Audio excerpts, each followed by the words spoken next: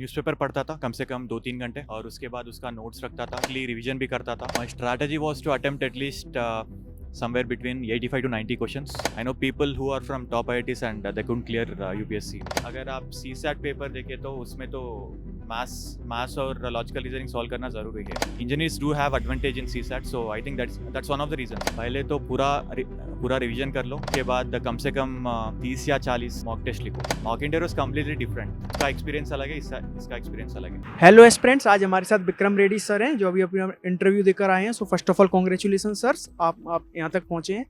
तो अपना educational background बता दीजिए। मैंने बिट्स पिलानी हैदराबाद कैंपस से 2018 में ग्रेजुएट हुआ था और उसके बाद मैंने for 1 year I have worked for irrigation department of Andhra Pradesh and now I am working as manager for HMWS, that is Hyderabad metropolitan water supply and sewerage board. आपका ये कौन सा अटेम्प्ट था? मेरा ये 4th अटेम्प्ट था and this is my second interview. और optional क्या था सर आपका? Civil engineering. ओके, तो सर आपने अपनी CSAT की तैयारी कैसे की थी? लाइक बहुत सारे बच्चे इंजीनियर बैकग्राउंड होने के बाद भी CSAT में बहुत ज़्यादा स्ट्रगल करते हैं, तो आपकी उसके लिए क्या स्ट्रेटजी रही थी? मैंने तो एग्ज़ाम के पहले 4-5 प्रीवियस CSAT पेपर्स प्रैक्टिस किया था to keep a flow, so that's it, not more than that. आपने ऑप्शनल क्या बताया सर? Civil engineering. आप उसके रिसोर्सेज बताइए। ऐसे मार्केट में उसके रिसोर्सेज थोड़ा कम अवेलेबल होते हैं और सब्जेक्ट्स के कंपैरिजन में, तो उसकी एक्चुअली नेक्स्ट आई वो कोचिंग सेंटर के पास they have good material, so I think we can use that material. उसके साथ मेरा एक सेल्फ नोट्स था हर सब्जेक्ट पे, मैंने जो कॉलेज में लिख लिया था और कॉलेज के बाद जो भी एग्जाम्स के लिए प्रिपेयर हुआ था। आपने जैसे कि बताया आपने बिट्स पिलानी से इंजीनियरिंग की थी, तो आपका कोई प्लान भी रहा है? अभी तो प्लान भी already I am doing a job, so I don't think it's needed. तो आपने कैसे मैनेज किया था? बस मैंने तो दोनों को मैनेज किया था, बस वाइस मेरा जॉब तो थोड़ा बिजी था, पब्लिक इंटरेक्शन ज़्यादा था, पर मगर मैंने तो मैनेज कर लिया। Time, it's all about time management. और सर आपने GS कैसे कवर की थी सर? जैसे आपने सिविल इंजीनियरिंग आपने अपना ऑप्शनल भी रखा था, तो कहीं ना कहीं आपको आर्ट्स के सब्जेक्ट्स पढ़ने में स्ट्रगल किया होगा आपने, उस चीज़ के बारे में? मैंने रोज़ न्यूज़पेपर पढ़ता था कम से कम 2-3 घंटे और उसके बाद उसका नोट्स रखता था, उसका भी क्या बोलते हैं डिजिटल नोट्स रखता था, एवर नोट पे नहीं तो वन नोट पे। तो मैंने और वीकली रिवीजन भी करता था और उससे मेरे को ज़्यादा फ़ायदा हुआ। ओके सर, अब जैसा कि प्रीलिम्स बहुत ज़्यादा अनप्रिडिक्टेबल है, तो आपने कैसे अटेम्प्ट किया था? आप अटेम्प्ट करने की स्ट्रेटजी बता दिए कि बच्चों को कैसे अटेम्प्ट करना चाहिए prelims. My strategy was to attempt at least somewhere between 85 to 90 questions, क्योंकि उससे ज़्यादा अटेम्प्ट करे तो भी इट्स रिस्की एंड उससे कम अटेम्प्ट करे तो भी इट्स रिस्की।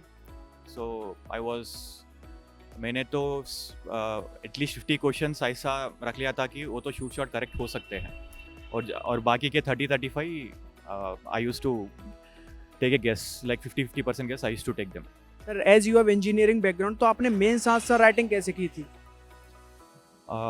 मैंने हर रोज़ 1-2 आंसर लिखता था, स्पेशली मेंस के पहले मैंने ज़्यादा प्रैक्टिस किया, क्योंकि वो फ्लो बहुत ज़रूरी है मेंस के लिए।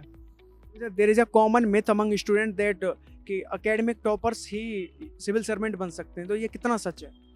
इसमें तो सच नहीं है, क्योंकि I know people who are from top IITs and they couldn't clear UPSC, so उसमें तो सच नहीं है।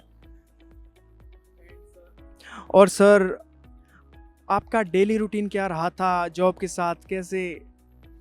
Actually my job was a bit more flexible, क्योंकि मेरा इंजीनियरिंग स्टाइल जॉब था, तो I need not go to office every day. So I used to start my preparation at 7 in the morning and I used to complete the newspaper by 9:30-10. Then I used to go to office and I'll come back by 12:31. As we all know कि बहुत सारे बच्चे engineering backgrounds के UPSC में success हो पाते हैं, तो इसके पीछे क्या रीज़न आपको लगता है कि सिविल सर्विसेज में इंजीनियर हो तो थोड़ी प्रोबेबिलिटी आपकी ज़्यादा है? ज़्यादा तो है, क्योंकि अगर आप CSAT पेपर देखें तो उसमें तो मैथ्स और लॉजिकल रीजनिंग सॉल्व करना ज़रूरी है। Engineers do have advantage in CSAT, so I think that's one of the reasons. और throughout the journey sir आपको क्या क्या प्रॉब्लम्स फेस करनी पड़ी? आपने खुद को कैसी मोटिवेटेड रखा? एक्चुअली मेरा जॉब क्या बोलते हैं, my job was a type of distraction that use to at times motivate me. As prelims is coming like 50 to 60 days उसमें बचे हुए हैं, तो उसके लिए आप बच्चों को क्या बताना चाहेंगे, क्या स्ट्रेटजी होनी चाहिए अभी से उनकी? पहले तो पूरा रिवीजन कर लो, और उसके बाद कम से कम 30 या 40 मॉक टेस्ट लिखो. The more mock test you attempt, the better you will be. आपने मॉक इंटरव्यूज दिए थे सर? मैंने इस बार बस 2 ही दिया था.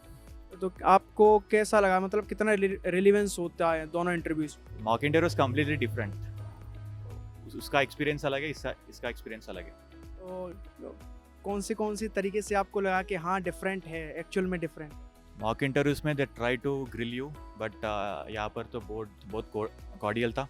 एंड मॉक इंटरव्यूज में they'll in most of the mocks they'll not allow you to finish the answer, but यहाँ पर तो मेरे को बहुत ज़्यादा टाइम दिए थे.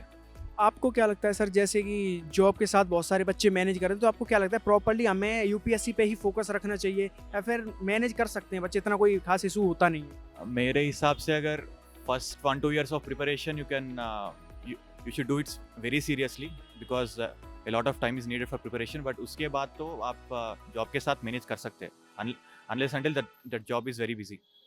Thank you for giving a valuable time sir, we wish you the best for your future.